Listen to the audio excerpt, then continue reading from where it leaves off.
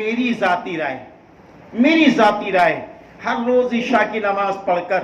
2 رکعت نفل حاجت پڑھو، 2 رکعت نفل شکرانہ پڑھو، شکرانہ پڑھ کے سجدے میں چلے جاؤ، اے اللہ تیرا شکر ہے تو اپنا مہمان بنا رہا ہے، اور جب تو مہمان بنا رہا ہے تو مجھے نیک بھی بنا دے، وہ حاجی بنا کے لوٹا دے جن حاجیوں سے تو خوش ہوتا ہے۔ خالی اتنا کہہ دو روز، وہ حاجی بنا کے لوٹا دے جن حاجیوں سے تو خوش ہوتا ہے، وہ حاجی بنا کے لوٹا دے۔ اور پھر 2 رکعت نفل حاجت پڑھو، اس کے بعد پھر سجدے میں 1 منٹ کی دعا، فوراً سلام پھیر کے سجدے میں چلے گئے۔ اے اللہ پاک تو مجھے پہنچا رہا ہے، میرے بچے بھی تو ہیں، میری بچیاں بھی تو ہیں، میرا پریوار بھی تو ہے، میرا کاروبار بھی تو ہے، میری سروس بھی تو ہے، یا اللہ میں سب کو چھوڑ کر جاؤں گا،